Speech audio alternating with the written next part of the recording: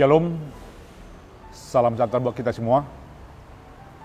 Bapak Ibu Saudara sekalian, senang kembali untuk bertemu dengan Bapak Ibu Saudara melalui channel YouTube HGIP dalam rangka renungan harian hari ini.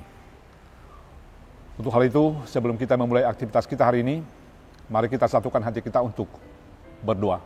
Kita berdoa. Kasih karunia dan damai sejahtera yang dari Allah Bapa dan dari anaknya Tuhan kita Yesus Kristus, itulah yang memelihara dan memberkati kamu sekalian. Amin. Saudaraku, jemaat yang dikasihi oleh Tuhan kita Yesus Kristus, firman Tuhan yang menjadi kabar baik atau renungan harian bagi kita hari ini, Sabtu tanggal 19 Agustus 2023, tertulis di Ibrani pasal 13 ayat yang kelima. Saya akan bacakan isinya demikian. Janganlah kamu menjadi hamba uang, dan cukupkanlah dirimu dengan apa yang ada padamu. Karena Allah telah berfirman, Aku sekali-kali tidak akan membiarkan engkau, dan aku sekali-kali tidak akan meninggalkan engkau. Demikian firman Tuhan.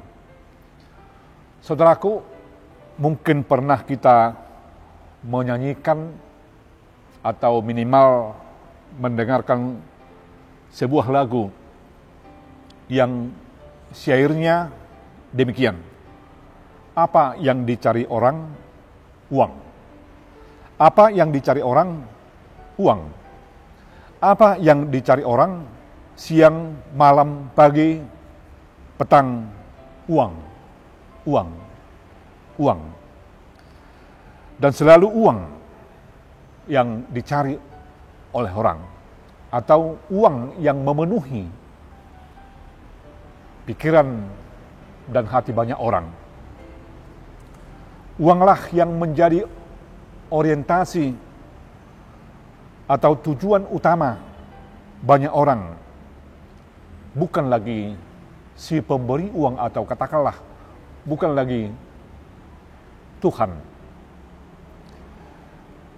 Maka boleh dikatakan sebab uang menurut mereka yang orientasinya uang, itulah jaminan hidupnya. Tanpa uang, maka hidupnya akan menurut mereka terganggu atau tidak ada di dalam ketenangan. Saudaraku yang dikasihi oleh Tuhan kita Yesus Kristus, memang harus kita akui bahwa uang itu sangat penting di dalam kehidupan di dunia ini. Karena dengan adanya uang, ada banyak yang boleh kita miliki, atau ada banyak yang boleh kita capai dalam kehidupan ini. Namun perlu diingat bahwa uang, duit, bukanlah segalanya. Uang bukanlah tujuan yang paling utama atau tujuan yang paling nomor satu di dalam kehidupan kita masing-masing. Memang uang tidak bisa dipisahkan dari kehidupan kita sehari-hari. Namun untuk kebutuhan kita sehari-hari, bukan semuanya berhubungan dengan atau boleh dibeli dengan uang. Misalkan ketenangan, kedamaian tidak bisa ditukarkan dengan uang. Saudaraku yang dikasihi oleh Tuhan kita Yesus Kristus, kecintaan terhadap uang akan berakibat untuk si pencinta atau si pecinta uang tersebut akan tidak pernah merasa cukup di dalam kehidupan kita ini. Atau kecintaan terhadap uang itu akan membuat si pecinta uang tersebut jauh dari ketenangan. Karena dia akan selalu berupaya dan terus berupaya. Bahkan sampai istirahatnya pun, atau dalam hal makan pun dan minum, mereka boleh terganggu demi uang. Dalam kehidupan kita ini, perlu kita ketahui bahwa betapa pentingnya bersyukur kepada Tuhan tentang apa yang kita miliki.